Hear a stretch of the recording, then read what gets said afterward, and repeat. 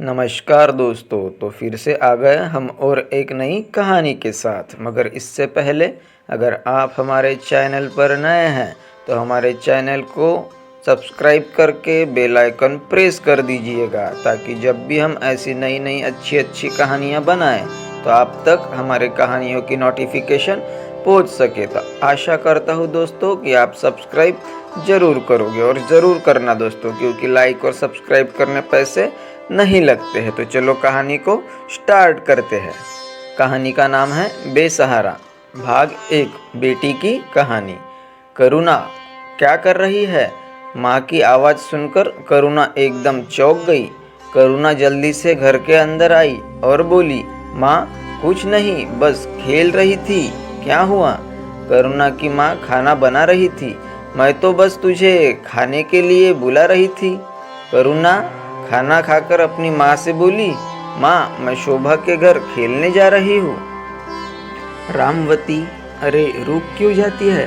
अनेक घर वे बड़े लोग हैं, कहीं बुरा न मान जाए। इस बात को सुनकर करुणा बहुत जोर से हंसी।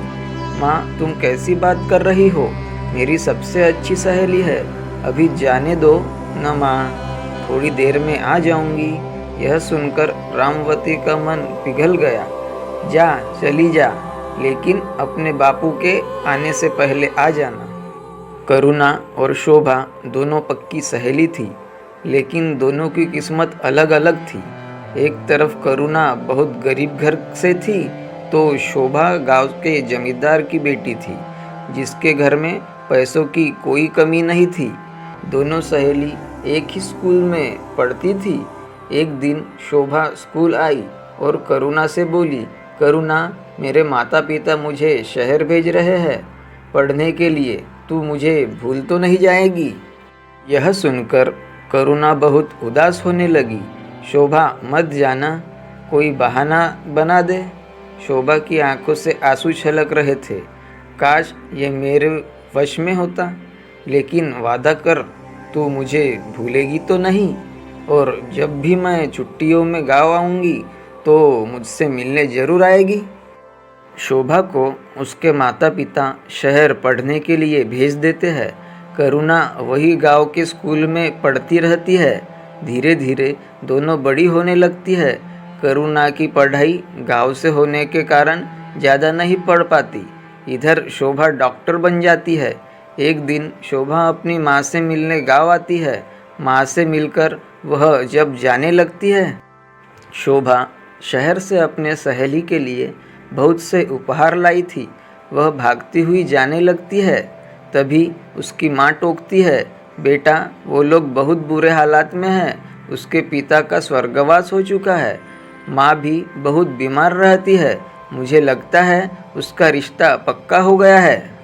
शोभा करुणा से मिलने पहुँच जाती है। दरवाज़ा खटखटाने पर करुणा दरवाज़ा खोलती है। शोभा उसे देखकर गहरी सोच में पड़ जाती है। एक बार तो उसे ऐसा लगता है कि यह कोई और है, लेकिन जब ध्यान से देखती है तो करुणा ही थी। गालों में गहरे गड्ढे पड़ गए थे, रंग भी सांवला सा हो गया था। इधर करुणा भी एक बार शोभा को देखकर हैरान रह गई। शहर जाकर उसके तो रंग ढंग बदल गए, एकदम अप्सरा सी लग रही थी। करुणा एकटक उसे देखे जा रही थी। उसे देखकर शोभा ने कहा, अंदर आने के लिए नहीं कहेगी या यही खड़ा रखेगी?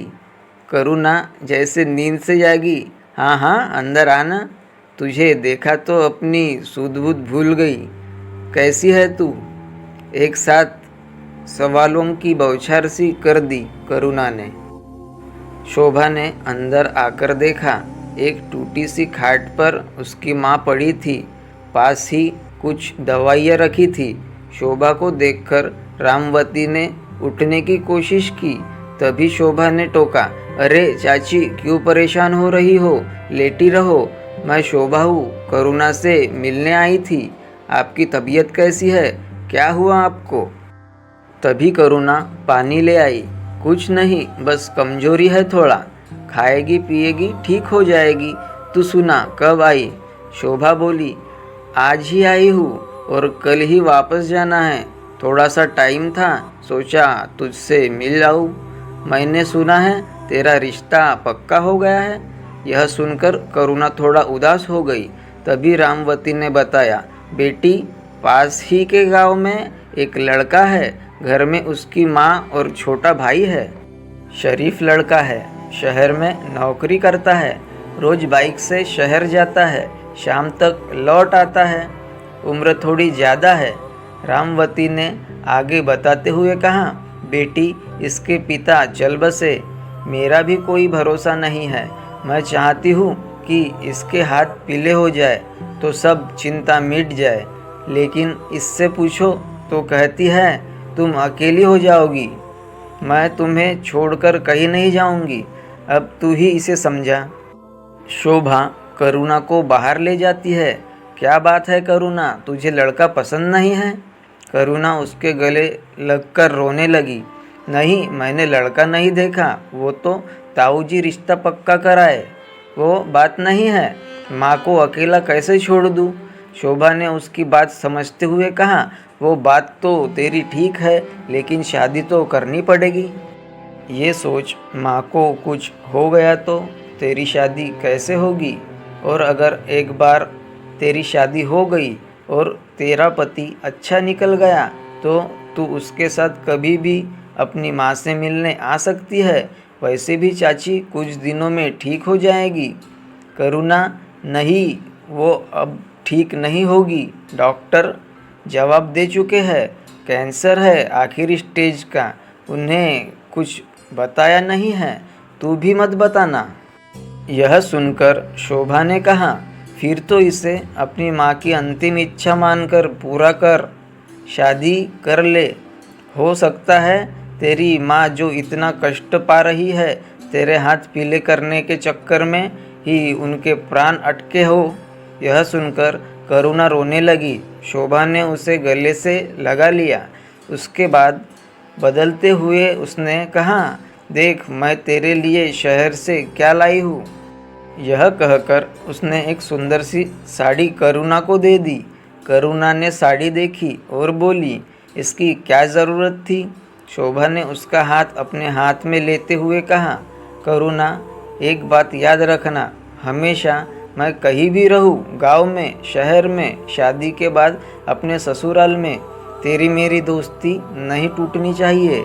जरा से भी परेशानी मत उठाना जीवन के किसी भी मोड़ पर। खुद को अकेला पाए तो सीधी मेरे पास चली आना। तेरी ये सहेली हमेशा तेरे साथ खड़ी है। करुणा कुछ बोल न सकी। उसकी आंखों से टप टप आंसू बह रहे थे। माहौल को हल्का करने के लिए शोभा ने कहा, अब चाय भी पिलाएगी या यूं ही टरका देगी? चाय पिला दे भई। अगली बार आई तो पता लगा मेरी सहेली अपनी ससुराल पहुंच गई।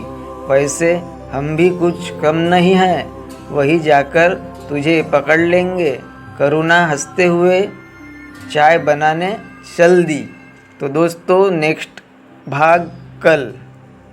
तो हमारे चैनल को लाइक और सब्सक्राइब ज़रूर करें और बेल आइकन प्रेस करके ऑल कर दें, ताकि जब भी हम ऐसी अच्छी अच्छी नई नई कहानियाँ बनाएं तो आप तक हमारे कहानियों की नोटिफिकेशन पहुंच सके। और कंजूस मत करना दोस्तों, क्योंकि लाइक और सब्सक्राइब करने के लिए पैसे नहीं लगते हैं। तो चले मिलते हैं नेक्स्ट भाग में।